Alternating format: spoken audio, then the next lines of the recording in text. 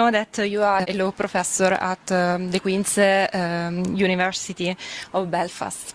I would like to know, starting from the Good Friday Agreement, how your juridical education influenced your approach in dealing with the social problems in Northern Ireland. Well, there's a close relationship between law and politics, and you'll find quite a significant proportion of people who are actively involved in politics have a legal background. Because, of course, one of the main things that parliaments do is to enact legislation, and that's something that legal background and skills are appropriate to. What did particularly help was having a fairly good background in terms of constitutional law as it applies. And constitutional law as it applies to Northern Ireland was slightly different to the constitutional law for the rest of the United Kingdom, because there is a slightly different history and some differences in the institutions. So knowing that background was actually quite helpful just for politics generally.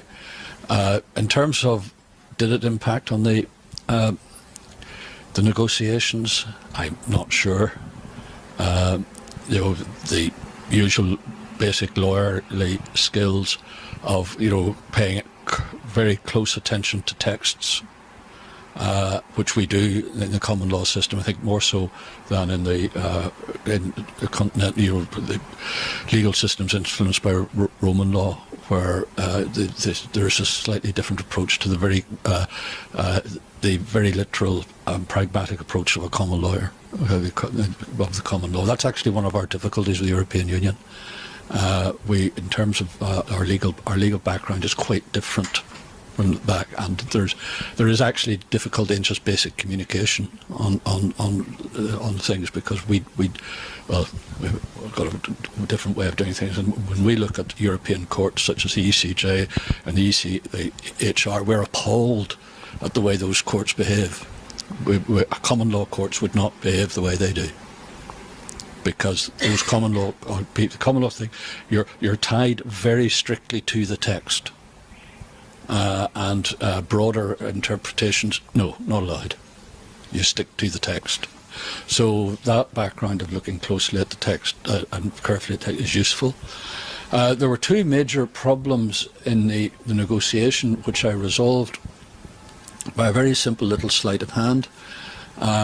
We knew the timetable for things. We worked out the timetable beforehand, because the one thing we're general consensus on was that if we get an agreement, then we want to have a referendum to make sure that the people endorse the agreement.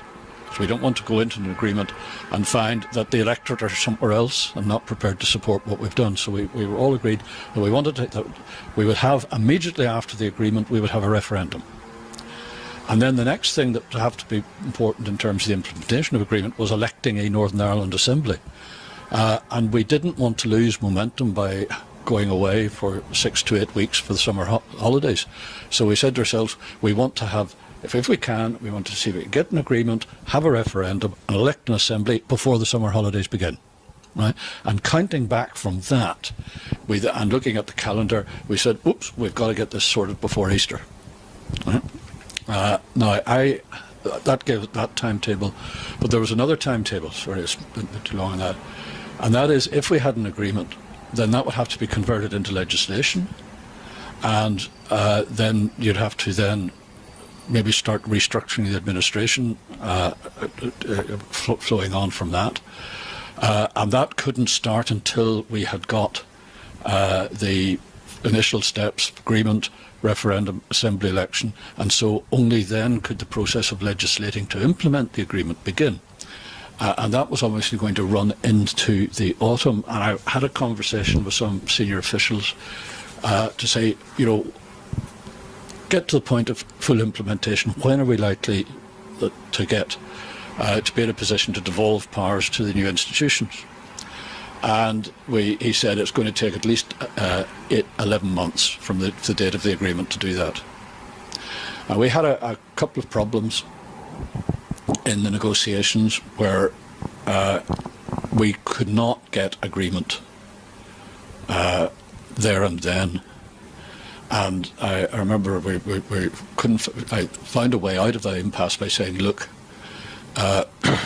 this issue is probably easier to solve after we've got a Northern Ireland Assembly elected, because it involved, I'm not going to, it was quite complicated. And I said, look, what we want to do with this is kick it past the agreement and the referendum campaign, and then after we get an Assembly elected and we have people as First Minister, Deputy First Minister designate, then that puts them in a position to deal with this issue, and we can probably solve it then. And to make sure that people were happy with that, I said, basically it was the Irish government was the one who were nervous about what was being proposed, and I said, look, we will not devolve power to the institution until we've sorted out this problem. And we did that. We tried to do that with another issue, not quite the same, but we kicked it. In fact, there were two other issues we kicked past the agreement to deal with in the implementation stage. And it worked well with two of the three issues, but not the third. But that's, I don't know if there's any particularly legal skills involved in doing that, other than being familiar with the process of legislation and carrying that through to all the rest of it, and realising that there was time, and if you shifted the time frame, then that made it easier to deal with the issue.